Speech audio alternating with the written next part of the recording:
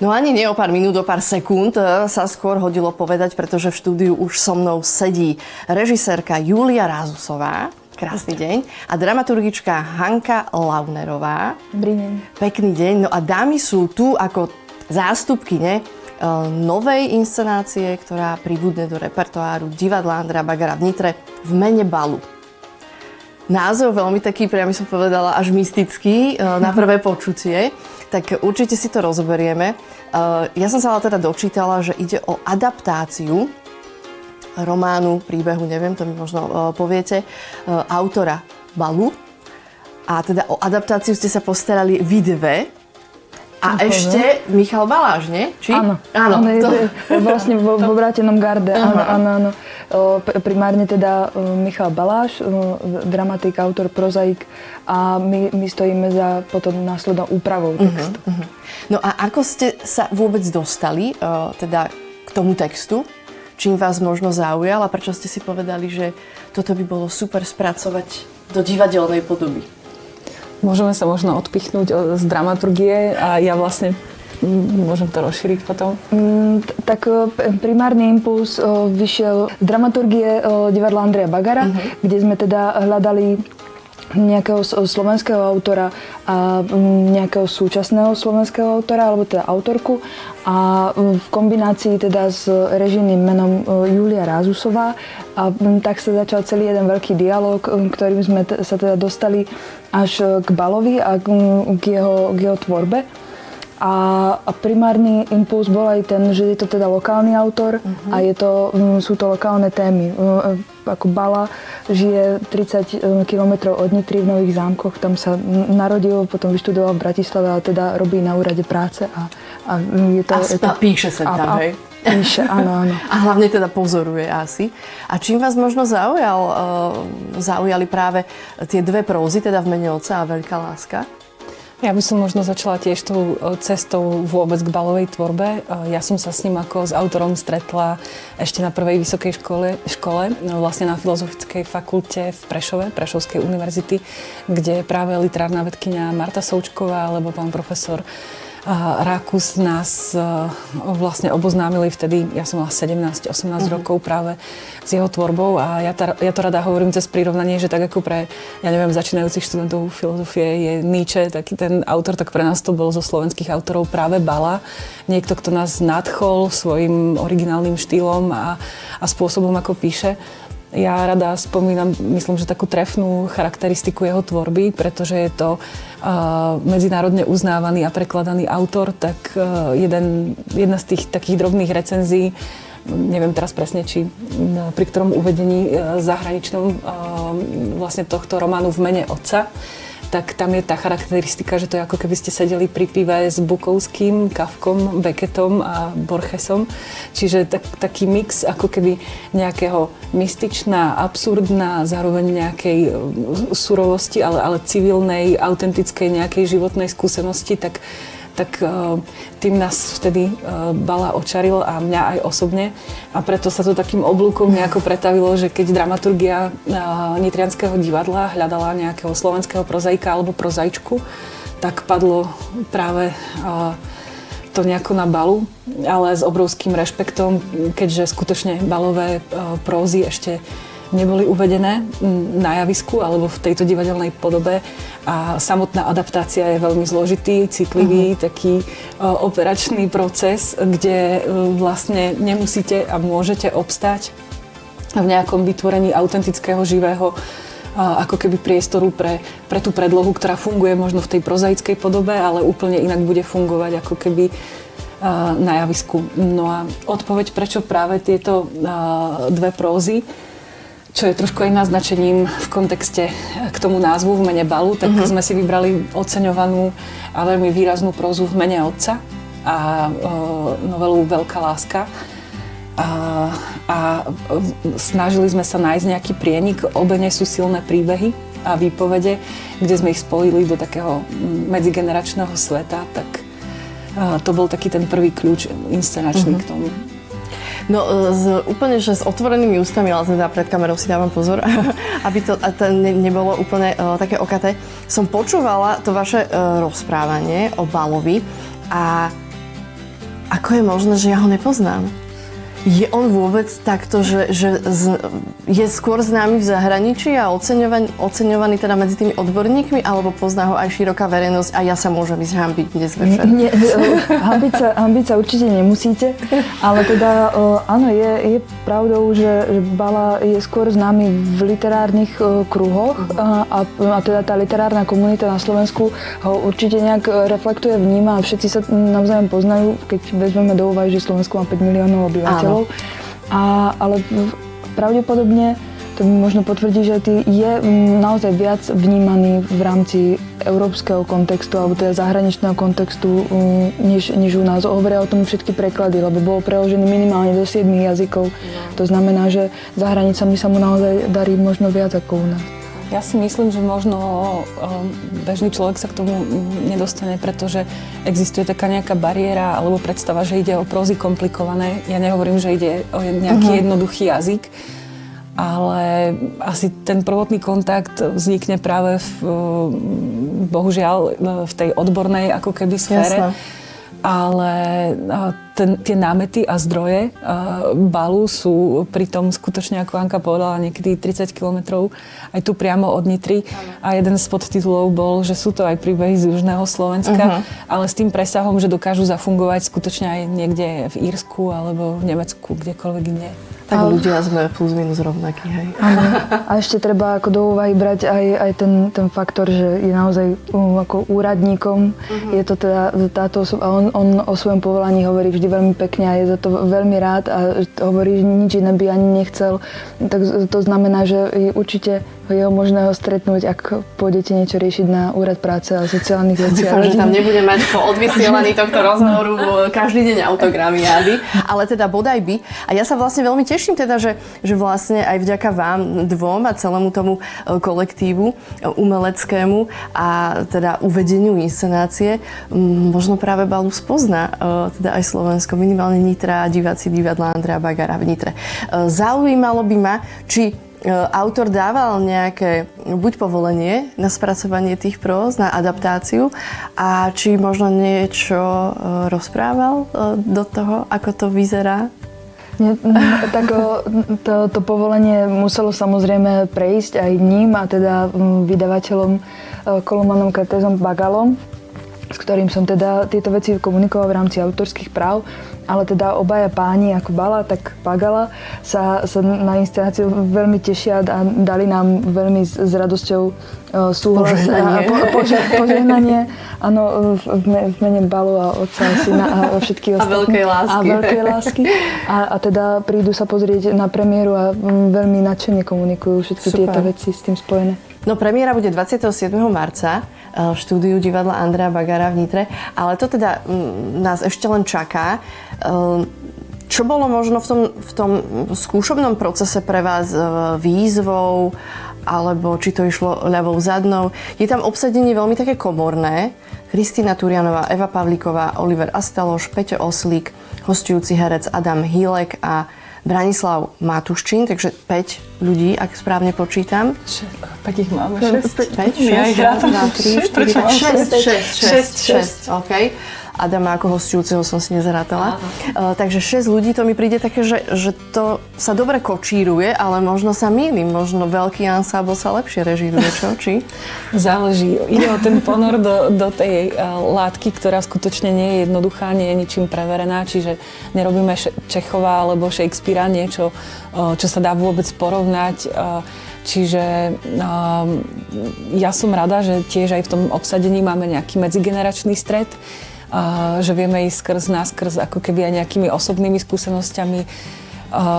Samozrejme, že je to plné paradoxov a nejakej neistoty, tak ako aj Bala neponúka nejakú priamočiaru výpoveď. My sme si museli vyhľadať ako keby v tých predlohách práve to, čo to javisko potrebuje, ten nejaký základ nejakých situácií, nejakých konfliktov, nejakých stretov. vlastne ja to vždy pomenúvam cez to, že si kladieme zaujímavé otázky, pretože tá balová tvorba ich ponúka a forma, ako uvažuje nad vzťahom, nad samotným zlyhaním vzťahu, nad nejakými takými 3 princípmi, v ktorých uvažujú postavy, a to sú nejaký vždy únik zo situácie, keď nevedia ako ďalej, nejaká paralýza, že sa zasekneme v nejakom životnom momente a nevieme urobiť ten ďalší krok. Nejaké zrkadlenie, či už otcov, synov, matiek, dcer, obrátené garde, čo to znamená byť matkou svojej matke a veľmi rýchlo strátiť tú pozíciu dcery. Čiže sú to veľmi také ľudské, ako keby situácie, ktoré sú ale z úplne inej perspektívy podané zrazu tomu divákovi. Takže samozrejme nie je to proces jednoduchý, ale musím povedať teraz hneď, že obdivujem napríklad takú Evu Pavlíkovú za jej otvorenosť, nesmiernu ľudskosť, láskavosť v tomto procese. Rovnako som veľmi rada, že tak kvalitná sugestívna herečka ako Kristína Turianová ponúka tomu nejaký svoj spôsob uvažovania. U Petra Oslíka som presvedčená, že tá rola bola napísaná preňho. Veľmi sa teším aj z mladých posiel z Olivera a Adama. Pre Olivera je to naozaj veľký priestor, ako keby objaviť sa na tej mape toho divadla v rámci nejakej výraznej postavy. A vlastne musí ísť nejako proti svojmu typu. No a Braňo, verím, že diváci ho veľmi dobre poznajú ako takú stabilnú posilu divadla, tak to okorení ešte tým svojím spôsobom herectva. Dámy, vy ste povedali, že vlastne Bala prichádza na slovenské javisko poprvýkrát. Ste vlastne také pionierky a priekopničky v niečom. Je to záväzok, stres, čo cítite? Zodpovednosť? Alebo práve naopak je to radosť, je to šťastie, to proste nejaká vďačnosť, že super, mohli sme to byť my. Teraz som dala úplne proti. Ak teda len za seba môžem hovoriť, ale tá zodpovednosť tam je určite prítomná. Aj z tej pozície, z ktorej ja vychádzam ako zo strany toho divadla.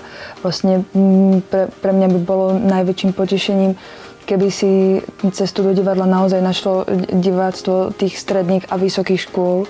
A keby sme týmto titulom naozaj otvorili nejaký nový komunikačný kanál aj smerom k nejakej diváckej báze, ktorú to divadlo teraz nemá takú silnú alebo tak. A zároveň, čo ma strašne teší, je objavovať ten jazyk. Julka, ty si hovorila vždy o tom Balovi, že na ňo nemá nikto nejaký hack, akože nedá sa úplne povedať, akým návodom sa dá inscenovať Bala, ale že Čechov to určite nie je. A toto ma na tom strašne fascinuje, hľadať ten jazyk, ktorý Balovi sedí, ten javiskový jazyk. Aj to my ako tvorcovia nie sme konzervy, teda čo otvoríte a vždy vlastne tak bude to také a také. Jednoducho to vzrušenie z tej tvorby a to, čo z toho vzíde, vlastne ak všetci spojíme ako keby tie sily k tomu toho Balu na javisku uchopiť, tak pre mňa je najväčšia výzva nesploštiť ako keby to, čo v tej próze je pre mňa jedinečné a nájsť skutočne nejaký ekvivalent ako keby na tej scéne. A preto vlastne išlo to oslovenie smerom aj napríklad k výtvarničke Ive Šatekovej, ktorá sa prvýkrát ako keby zhostí pozície scenografky. Je to autonómna výrazná slovenská výtvarnička a prišlo mi, že dostať Balu ešte do dialógu napríklad aj s Ivou môže byť zaujímavé. Čiže som využila tú svoju rolu ako keby režisérky, rozhodiť tie karty tak, aby sme si zahrali čo najzaujímavejšiu partiu. Ste to zosieťovali dobre. Inak Šatekovú poznám, tak aspoň 50% vám. Ja, ďalej je tam Diana Štarausová, Dalibor Kocian, a.k.a. Strún, Juraj Mydla, Robo Mačkaj a teda Michal Baláš ako dramatik. Že ten tým je naozaj poskladaný a veľmi rôznorodý z ľudí, ktorí sa bežne možno pri tvorbe nestretajú. Teda až na Dianu, s ktorou pravidelne spolupracujú. Áno.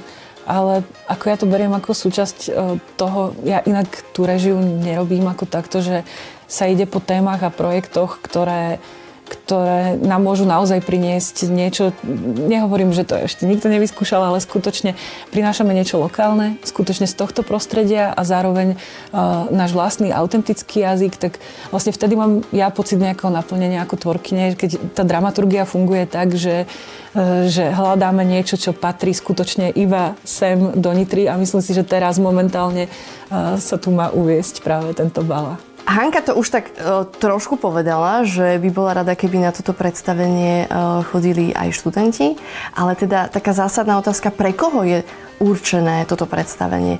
I keď ja nemám rada veľmi takéto škatulkovanie, lebo podľa mňa divadlo je pre všetkých a z toho, čo rozprávate o balovi, o inscenácii, tak podľa mňa každý si v tom niečo nájde, ale vy viete, ja som to ešte nevidela.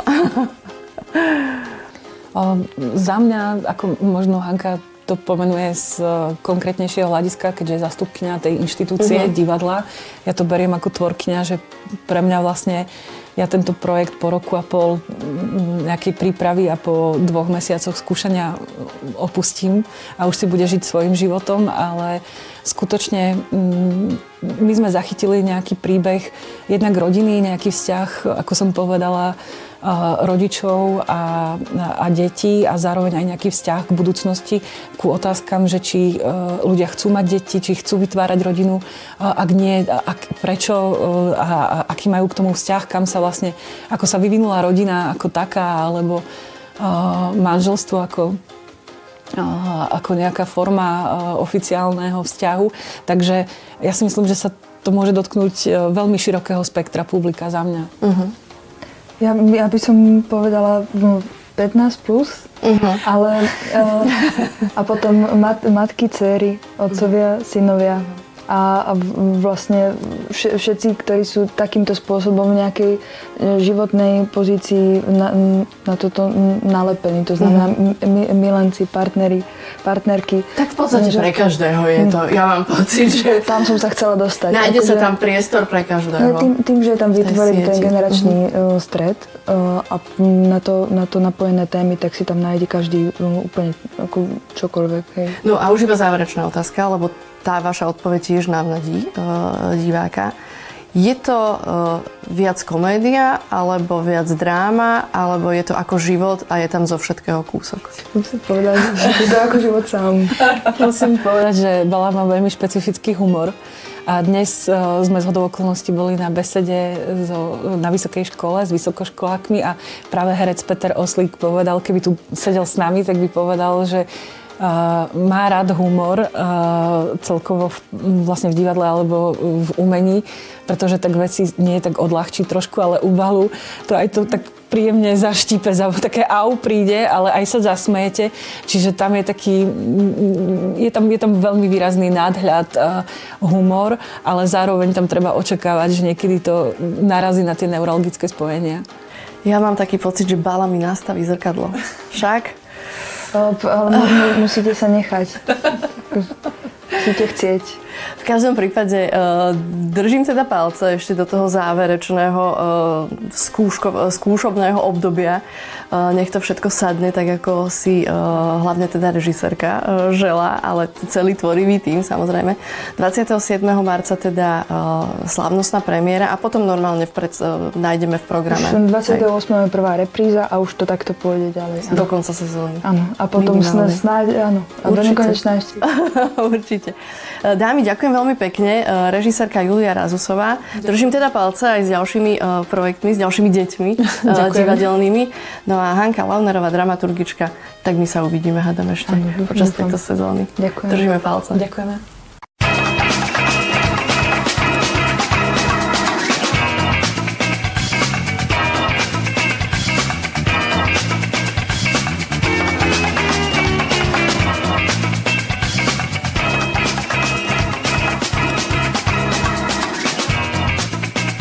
Dopraj si každý deň chutnú dávku svojho mekáču.